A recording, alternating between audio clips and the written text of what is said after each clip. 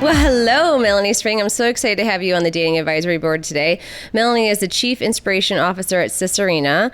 She's an international speaker, and she's a brand strategist for Sisarina and how building your brand personally and professionally. And I'm so excited to have you here. So let's talk about your life journey and how you got here today. Oh, just go deep right away. Yeah. I see how this works. You know it.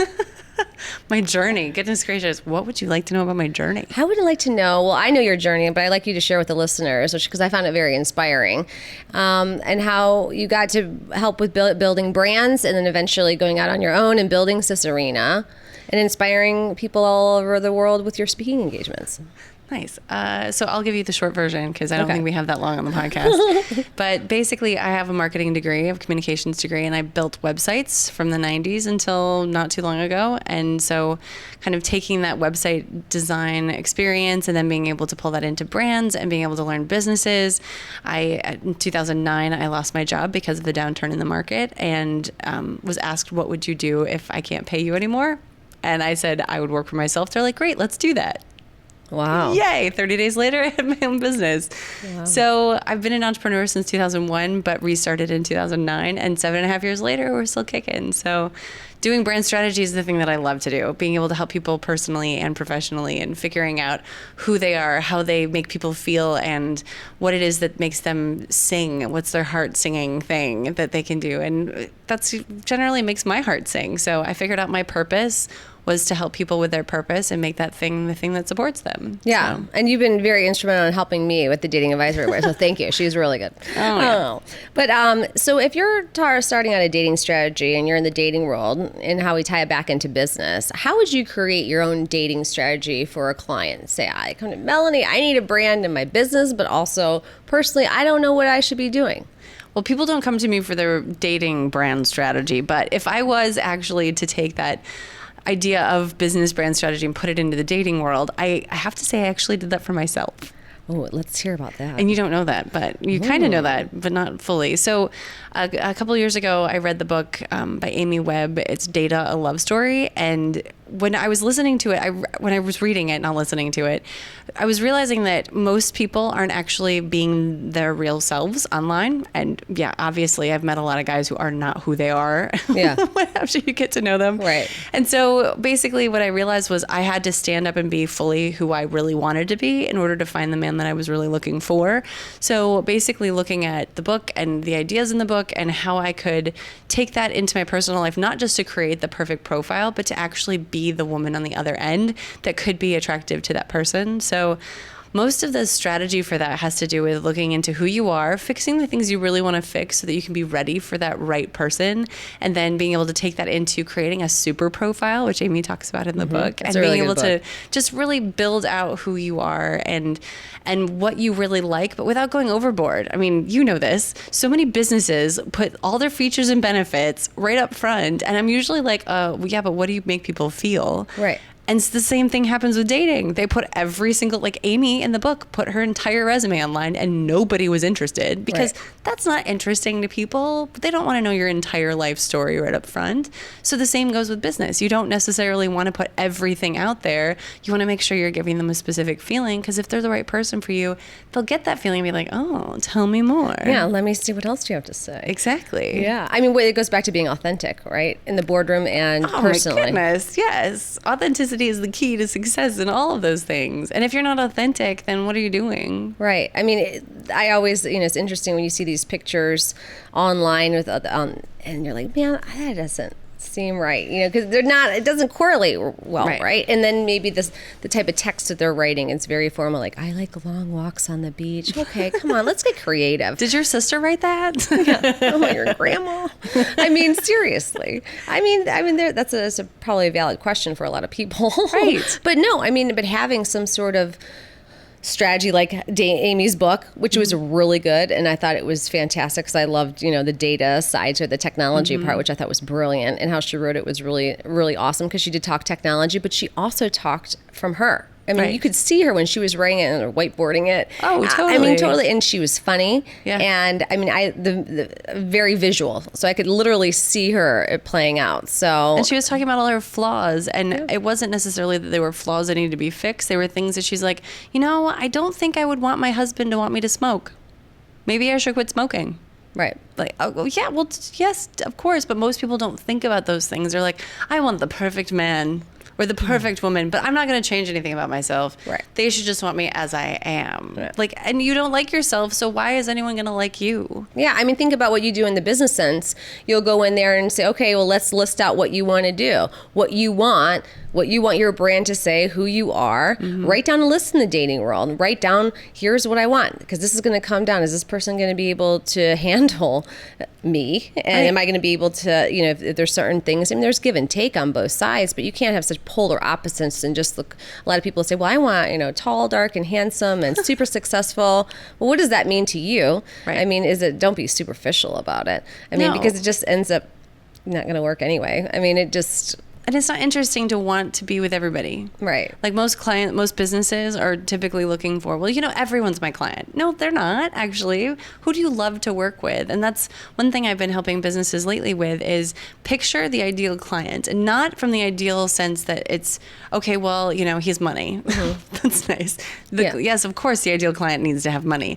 But what other things, like how do you like to work with them? I mean, it's the humans talking to the humans, right. as is in dating, obviously. Right.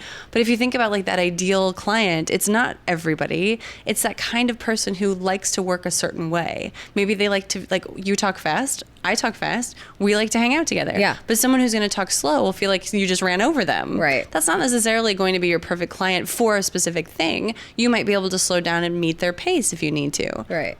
But everybody has their own things, It's that like everyone has to have their perfect ideal client in mind so that generally speaking, in that general sense, they can find those right people. Same with dating. You can't just go out there and be like, every guy could work. No, right. No, they can't. No. There's very specific things that they're going to need to have to make sure they fit you and can put up with you. Right. I know. I got told the other night we were at dinner and they're like, you're talking too fast. You're it's like, what? I'm from Michigan. We all talk fast. New York, have you been there with Michigan? Just all over the place. I know. A little bit all over the place. I know. I love it.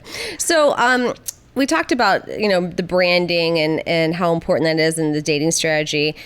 How is it important to stand out in the crowd? Right? I mean, is it more on the dating side when you're talking, like, let's just talk a little bit more about profiles, because I think that's important because everybody's online, everybody's dating, and it could be completely overwhelming, right? And I mean, what would you say when you were in the dating world? Were you, so long ago, when you were in the dating world? A year ago. I love it. But were you on one or were you on multiple? And how were you writing? Were you writing different profiles based on different websites? Or, I mean, can you kind of give an overview of how you did that? Oh man, I've been dating online since like 1998. Yeah. Is that insane? That is insane. Like, I feel like that's like 10 years ago. That's not 10 years ago. That's a long time ago, almost 20 years ago. Goodness gracious. I feel old and I'm not old. You're not. I'm old in the internet era. Just which technology advance. No, but I've been dating online for a long time, and what I've realized is you have to be in different places because it's like going to one bar and expecting to meet different people. It's not going to happen. So you want to make sure that you diversify the portfolio just a little bit. That's but you also have to tailor your profile for the type of feel that they're going for. So I don't know anything about Bumble, so please don't quote me on this, but I was helping my brother put together his profile, and I was helping a girlfriend put together hers, and theirs are super short. It's only like 3 sentences, and you have to get a lot across in 3 sentences. Wow. So you have to tailor it for the different platforms that are out there. But I mean, I did mostly OkCupid and Match.com. I tried eHarmony for a tiny bit. Oh my gosh. It took me forever just to fill out the profile stuff. And then they kept sending me guys who were 5'2". I'm 6 feet tall. Are you kidding me? You can't send me guys that are 5'2". And when I finally noticed something was happening, I said something to the little, like, here, this is why I'm having a hard time with your matches. And they were like, well, we know that height is important to you, but we just also want you to know that you don't necessarily always know what you're looking for. And I'm like, what? Are you serious? No, that's not how this works. Yes, I'm okay with dating shorter guys. My first husband was short. I totally get it. But 5'2"? I'm a girl. What are you doing? I'm sorry to all the girls out there who are super tall with super short boyfriends. I can't do it. Like, I don't mind if you're a little taller, but my boyfriend is literally the same height as I am. And it's just, anyway, total aside. But all of the things that you're trying to tailor for the different platforms, you have to make sure something stands out, whether it's your headline. Some of them don't even have headlines. So you have to figure out what is the first couple things you're going to write. For girls, I have to say that short profiles, guys don't read. Right. They skim the pictures, they pick up a couple little notes, and then they're off. Like, they don't really look at anything other than your picture. Yeah. So make sure that if they do read your profile, it's super short and sweet, and it doesn't talk about your cat. You can't put your cat in your profile. Don't do it. There's so many things. I could go on with a laundry list of things not to do in your profile, but what I realized with the different platforms was that I had to have a profile that was fun. Yeah. And I was always thinking about, like, well, I'm an entrepreneur and I'm successful and I have all this great stuff going on, and why wouldn't anyone like me? Guys aren't looking for that in profiles. You can excite them on the second date. You don't need to, like, throw it all at their face right away, because you'll make them feel like less of a man. And they'll be like, is that a little too intimidating for me? Am I really interested in that girl? So having something that's more like, I like fun and adventure, and please put a real picture of yourself. Yes. Oh my An gosh. updated one. Like, get your friends to take one. Right. And don't black out the guy next to you. Yeah, just take a what? I mean, look at the smartphones. I mean, they got high seriously. quality video. Whenever someone doesn't have a new picture, I'm just like, of themselves just by themselves. I love how they're filtered. Oh my gosh. Really? Yeah. And the guys in the bathrooms, please don't take pictures in the bathroom. No. Like, there is a thing called a selfie that you turn the phone around. I mean, there's selfie sticks if you want a certain angle. Just hopefully it's not over the toilet. Yeah, please don't take them in the bathroom, don't do especially that. without your shirt on. Like, don't flex for me. I don't even know stuff. you. No. And seriously, dick pics, can we please talk about that for a second? Oh my God. Let's not talk about that, because it shouldn't even be a thing. Like, don't do that. Yeah, it's interesting. And they'll say, "Oh, send." I had one girlfriend said, she goes, "Yeah, it was so weird." She goes, "I started IMing with this guy, and he said, get on this other app and start texting with me." And all of a sudden, she's like, they just started rolling all up in my business, all up in there. And I thought to myself, I mean, she wasn't really complaining, but I said, don't complain if if you're engaging in this kind of behavior. You can't get him to keep going unless you're going to put it on By Felipe or something. Oh my God, I love it. Oh my God. So when you're talking about journeys, like life journeys, talk a little bit about your podcast. Like what, I know you just started, we were just talking before the show, and I think this is really an interesting piece about, empowering women and how that has kind of become how we need to help our sisters out. Yeah. And so talk a little bit about your upcoming podcast. So we have one that's already started, Adventures in Branding. That's a personal branding podcast for everybody, but it's not for everybody, because it's just for people who rock it really hard. And if you're not interested in making a life for yourself and really getting up off the couch and doing something, you're going to be bored out of your mind, because I'm going to basically be like, okay, rip up your resume and start with what's your purpose and go through these 4 things. And here's a bunch of ways to be able to do that. It's really an adventure. It's so much fun to be able to help people with that thing. But there's also a spin-off of it that my friend Mary Gardella and I are doing. She's a photographer of women. She's an amazing photographer. Yeah, I've seen her pictures. They're good. And then I do the podcast and do branding. And so we decided to focus on just women. So it's her adventures. So it's the Her Project, which is what she does, and then Adventures in Branding all kind of mushed together into one podcast. So we've been traveling and getting to know women and getting women together in a room to talk about their journeys and their adventures and their lives. And, it's all the things you wish you could ask your grandma and your mom and your big sister about that you probably didn't have time or have never bothered to think about asking. And you get to hear how women got to where they are and how they found success and all the failures they went through and imposter syndrome they're dealing with and all the cool things. So we're going to be doing that really soon. Yeah, I'm excited to hear that, because you talk about, it's almost like your advisory board in business and your dating advisory board in your personal life. Yeah. I mean, if you have a strong tribe around you and you want to help empower women, and I've been very grateful to have great friends and that are really fun and they do want to help out. I mean, there's so many times where people say, well, I don't know what to do. Yes, you do. Just ask. Yeah. If you don't ask for help, I mean, what's the worst thing they can say is no. Right. And it goes back into the dating world. Totally. You go to Starbucks, you see some hot guy or hot girl, just be like, hi, because everyone's on their phones anyway. I mean, no one's really paying attention. I mean, that's the one thing that's kind of sad that's going on. Like, they're just missing out on opportunities. Well, maybe we should do Pokemon Go except for dating, where like you're basically just walking around seeing if someone's actually available. That would be kind of creepy though. A little bit.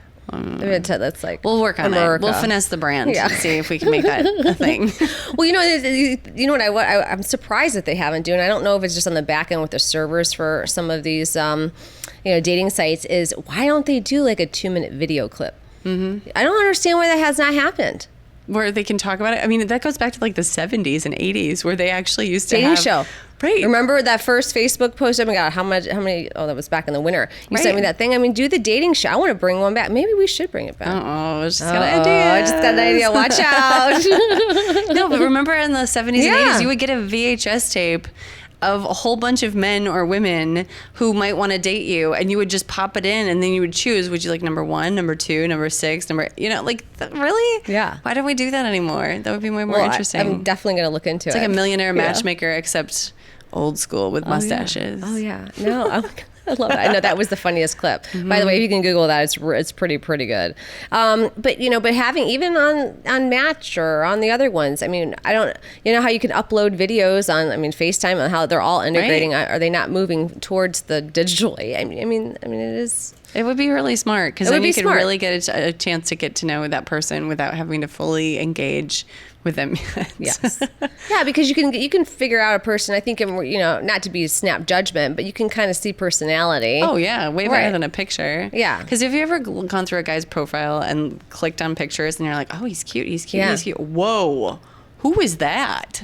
And then you're like, nope, I'm gonna go with no on that. Because it's not consistent. Right. Yeah. Right. You're like, he's hot. What? That's the same guy? That's not possible. No, but and make something interesting in your bio. Right. Not like I said before, and make it unique, but make it you. So if you're going to be funny on this bio, make sure that's you being funny. Right. Make sure you didn't have your friend who's really funny. No, definitely don't have your friend who's really funny. Because then you're going to go to the date and like, oh, well, you've already kind of lied to me on who you are. Or you walk in, how many times do I hear that story? I just had one girl tell me the other day, she's like, I walked in on this coffee date, not even the same guy. And I said, what do you mean? She goes, I literally did not recognize him from the pictures. Oh my gosh. And I said, wow. And he's like, oh no, it's me. No. I'm like, I was waiting for that, red rose that was oh my what she was saying. gosh. But, and it goes back to communication. This day and age, everything is texting. I think we lose that human aspect of being able to talk on the phone. Right. I like talking on the phone. Right. Some people don't, but I do. I do like it. Totally. I talk to my girlfriends, my parents, my friends, everybody. You just kind of get in this kind of era. Now the younger generation, they don't like to do it. It's all emoticons. Right. I had someone say, I've had a whole conversation with my girlfriend via bit emojis, right? Bit emojis. That's so funny. It's interesting, but I think a lot of the times the tone can set a separate mood, right? If you say, oh, how's it going? Fine.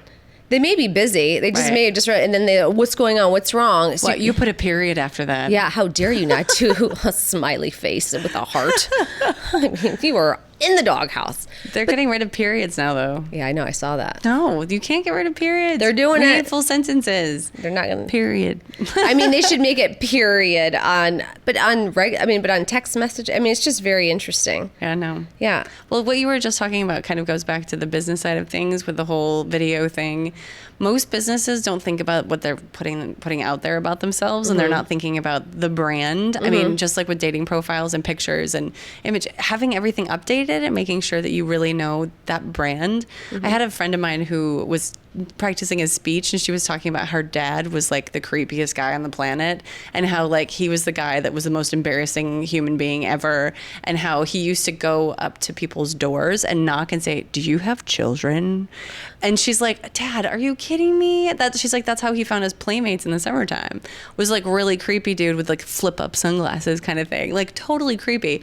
And she was like explaining this whole thing from his perspective. Right. And she's like, and that's the same as your copywriting. Is your copywriting actually telling the same thing that you wanted to? Or is it the guy with flip up sunglasses saying, do you have children? Like the whole thing was so hilarious, but it's so true. There's so many times where our stuff out there does not match who we really are. Like I can't change my hairstyle again. No, you're no. Because every picture I have is with this hairstyle. Well, and my hairstylist hairstylist just moved back to California, so what the heck am I going to do? Those are big problems. First world problems. No, I got a referral for you. Nice. I do, and he's really good. I've been going. I always joke it. So it's Chris over at Evolve Salon. It's a little bit of a hike, but if I drive for the last since 1999. Oh my gosh. No, seriously, from Maryland to Virginia. And Yeah. I was like, you don't cheat on the hairstyles. Oh man, I've been driving to Bethesda forever and I'm so sick of driving. I'm kind of happy she moved, not in the happy sense, but like, okay, maybe I'll find someone closer. No, but they're really good over there. I love them. Awesome. But so what is there one piece of advice that has changed your mindset? I mean, this could be in the dating, when you were in the dating world, but also in business, that just kind of changed your mindset and thought to myself, now was it, when you had to leave your other job, when you were sitting on that mountain? So talk a little bit about that. Change my mindset just generally about life. Life and then personal and business. Oh, Or maybe man. it could be the same. Something that changed my mindset. It was definitely doing what I did when I lost my job, being able to go into my own business. But then a few years later, I went on the Live Your Brand tour, and it was a business road trip that I did for 3 weeks, and it was 7,000 miles in my cute little Honda. And I drove around the country interviewing companies on how they live their brand. But the part for me that I realized wasn't the biggest part was not the businesses that I was meeting. Yes, I learned a lot, and I became a brand strategist, and I became a branding expert, and Entrepreneur Magazine published all of my articles, and it was so amazing. But at the end of it, I realized that there was a moment that I was standing on the edge of the Grand Canyon, and I was looking out at everything, and I don't stand for very long, as you know. I'm a mover. Like, I can't, like, just sitting here for this long is already like, okay, do I fidget? Do I not? So basically standing on the edge of the Grand Canyon for 2 hours without really moving, just kind of like walking slowly and just kind of like looking at everything, I realized that I was missing my purpose. And that's what I realized is the thing that I need to do, is to help people find their purpose. And so standing there really shifted my mindset toward everything. And I realized I needed to change basically everything. So I went homeless for 1.5 years. I lived in my office for 1.5 years. And as much as that's not homeless, it's homeless, because I can tell you, I showered at the gym every day for 1.5 years. Wow. You don't have a kitchen. You basically are in your own space. You have to be ready and at the office, totally ready before everyone else, because you live in the office. So it was a big, huge shift in who I was and what I was doing. But I realized that I needed to change something. And that mindset shift helped me figure out where I needed to be next. And 1.5 years ago, I found my apartment and my office on Capitol Hill and was able to just really become the person I really wanted to be. And my entire company changed in that time. So those 3 years of doing that just completely shifted where I was going, what I was doing. I mean, throw in a trip to Africa and there you go. I could just write a book about it. But Yeah. Yeah. And I think you should. Just add that to your list of things to do. No big deal. No big I deal. don't really have anything on my to-do list. No. You can do it. No. You've told me some crazy dating stories, but I always like to hear some of your best. Man. I know. Come on, you gotta give them up. All right. So there was one that happened that we weren't even really dating, but I went to North Carolina or South Carolina, Myrtle Beach, with a friend of mine. Coastal Carolina. Yeah, I went for a wedding for one of my designers, and it was a few years ago, and oh my goodness gracious, I just thought it was going to be a road trip, no big deal. Somehow, some way, he got it in his mind that I was in love with him. I don't know. Hold on, let me back this up. Yeah. So were you dating him before? No. So you were just friends with this person? Just friends. Had always just been friends. Okay, and how long had you been friends with him? 6 years. Okay. So, but you were good friends. Just good friends. Okay. Yeah. And so he had just gotten back from overseas, and I was like, hey, I'm going on this road trip. Do you want to come with me? 7 hours. I'll take care of the hotel. You pay for gas. No big deal. So basically, I was like, I'm going on this road trip for my birthday. I'm super excited. Just Nice. needed someone to go with. And oh my gosh. Somehow he thought I was in love with him. Okay. Realized that we weren't in love, because it's not like we were sleeping together. So I'm like, how did you get in your brain that this was actually a thing? But then realized that we weren't. And I was like, can you sleep in the other room? Because I'm not going to, just don't do that. I don't know why you're being all weird. And then it just became like a fighting weekend. And then out of nowhere, we ended up on the beach walking to dinner, because we were being nice to each other at that moment. Right. This is after the wedding, after all this stuff had happened, like everything seemed to be okay. And then like out of nowhere, he's like, so I've got $2 million in the bank and you're really smart, so we should get married. Wow. And I was like, what? What just happened? I don't even understand. So he basically proposed. Mhm. Wow. Yeah. Wow. Just like on the beach randomly, just kind of random, what the heck? Okay, I don't even understand. Okay. But what's really crazy about this is that shortly after that, we were at dinner and I was like, so you're not a Christian, so it's not going to work out. But like, just trying to find something. I was like, please, anything, please get me out of this situation. We should go get dinner. I'm super hungry. And he's like, yeah, no. no, I'm going to go get dinner. That would be really great. So we went to dinner. We hung out there, kind of sitting outside. And does he keep bringing it up? Like, no, okay. He didn't say another thing about it. We sit outside and there's two other women at the table next to us, and he's European, he's friendly, whatever. Like, we invite them over. We're like chit-chatting, the four of us, because I'm like, I can't keep making conversation with this dude. Like, are you kidding me? You just proposed to me on the beach. Yeah, please. I'm like, have you even kissed me yet? No, it's just the whole thing. That's weird. Totally weird. So then we're sitting at the table, and he pays for dinner, pays for the drinks for the girls next to us. It was like $100 or something. He leaves $5 on the table. And I looked at him and I was like, did you tip her already? And he's like, no. Why? And I was like, oh, wow.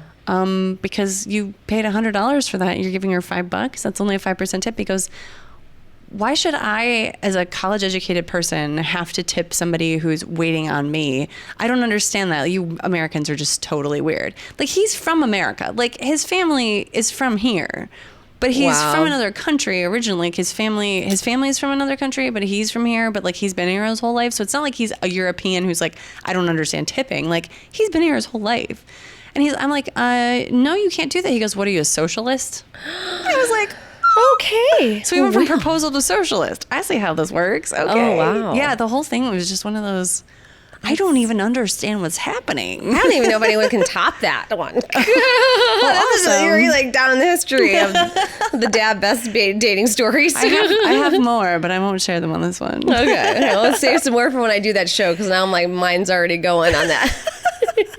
Truth or date, right? What was that? Exactly. What was Truth or date. Truth oh or my date. gosh.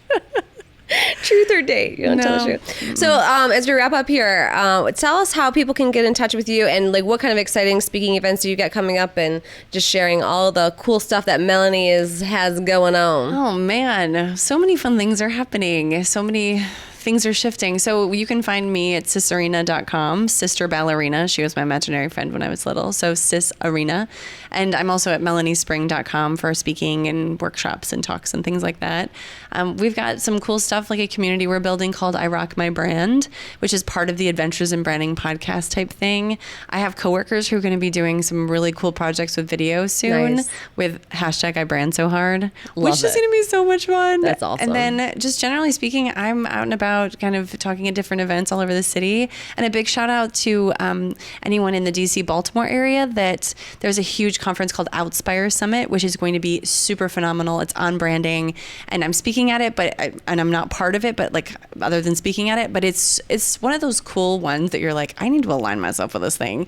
But it's Outspire Summit, and it's up in Baltimore. It's at the Four Seasons. It's going to be amazing. It's August 8th, 9th, and 10th. Oh, wow. But it has these parties that go with it that are just going to be like super branded. She's an event producer, so it's going to be an amazing conference. So total shout out to my friend Stephanie on that one. There you go. Go, Stephanie. Yay.